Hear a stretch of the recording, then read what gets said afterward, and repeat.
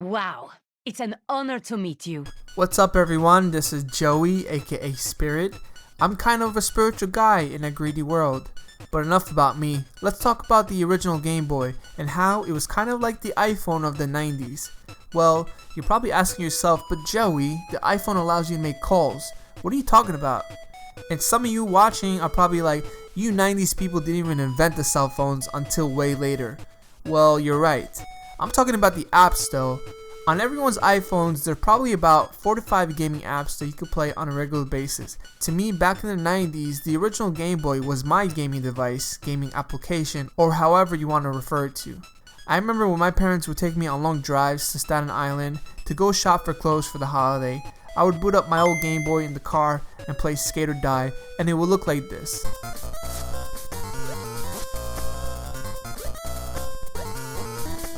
The old Game Boy took about 4 AA batteries and it would suck up the battery juice in about 4 to 5 hours if you played it constantly. The worst thing you can have happen to you is if you're playing a game and it shuts off on you. Now you're bored and you're out of your mind on that boring vacation trip to Washington. You try to open your Game Boy, get like 20 seconds in and the Game Boy would shut off. You see, we as kids thought we were smart. We were thinking like, maybe the battery is defective or something, so you would rearrange them in different order, hoping you get more game time, but nope, the Game Boy shuts down just like that.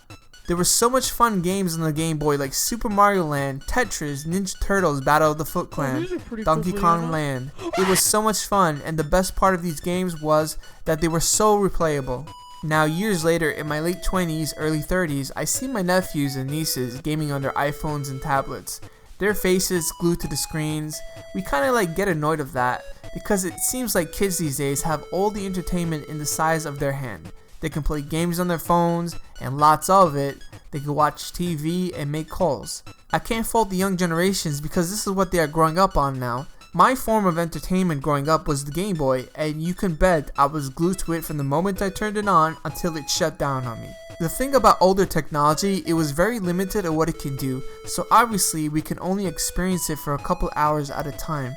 But now your typical iPhone can run for 8 to 10 hours at least, and you can even run ROMs on it and play your favorite games on your iPhone. So essentially your iPhone is also a built-in Game Boy. I know most of you kids are going to think of the 90s as the Stone Age, because we didn't have much, and when our gadgets died down, we played board games or watched TV until curfew, played outside, things like that.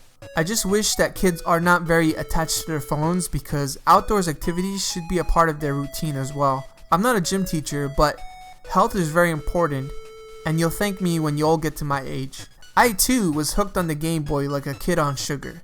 So seeing my nephews and nieces texting on their phones all the time, there's a little piece of me right there where I was kind of like that. Like I always ask myself, if I grew up in the 2010s, how would I react to my parents giving me an iPhone at a young age? Like, would I always be glued to it?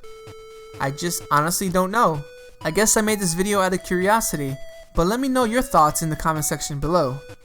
Anyway, my name is Joe, and thank you so much for watching this video. God bless.